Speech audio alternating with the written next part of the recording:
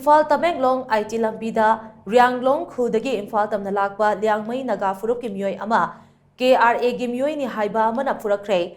KRA na chatharakkhiba thouong adu Liangmei Naga Council Naga Council amadi Naga Hoho da wakatkani haina hairubada Mahak tamthina phurakliba asina thouong asi Naga phurup da shingnabani haina lougani haina victim oiriba Z Hotngambou phongdorakli thouong asigi matangda ngasi Manipur Press Club da victim amadi Rianglong Khul ge safe yauna pangthokiba paugi mifam amada wafam asi mahakna phongdokibani mifam aduda victim oiriba Z Hotngambou hairakpagi matung ina thouong asi ngasi ayuk pung 7:30 tabaduaida chalwa khulda thokibani mahakna Bolero Pick amada lapphoi puraga Imphal tamna thorakpagi lambi chalwa khul yausilakpada gari machada lakpa meeoi anina mahaki gari khamduna Trif amada lupa chahum pigadabani haiba wafam phongdoraki maduda mahakna irang asina kham thengna wanariba matam asida trip khudingi lupa chahum pirabade karisu kanaroi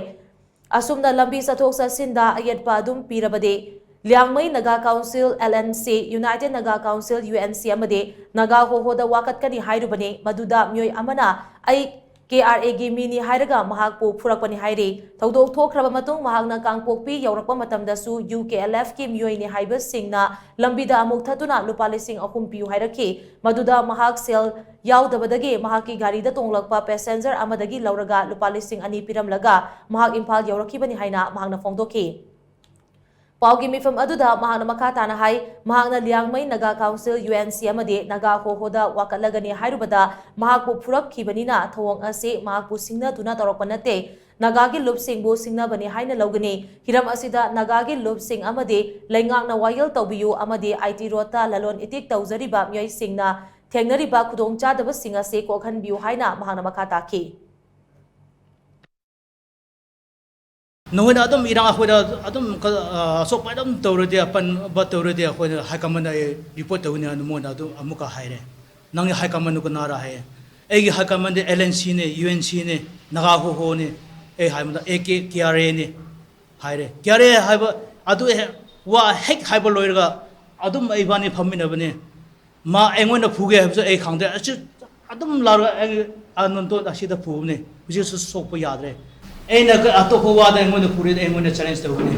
adu si UNC LNC Naga Hoho ming head phanba engon head phuba akoi naga bo challenge to ni engon to na te adu oimina ei tom te compromise to ngam roi no masama lara de ei gi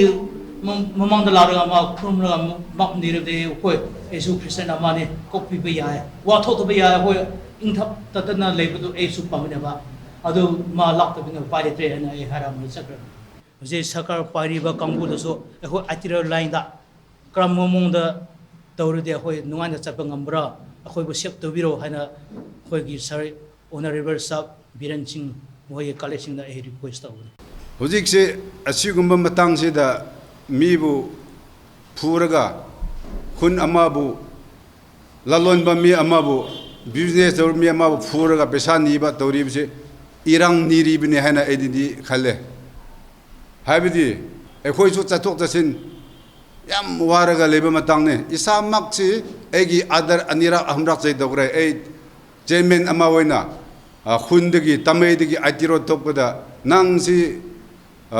mateiro nagaro karijalo haina egi adar anira chek to kibene adu se koi su yam nungai draga leba matamdu da asigumba thabakche he thokpadu da pendaba habidi yamna condemn tawe hana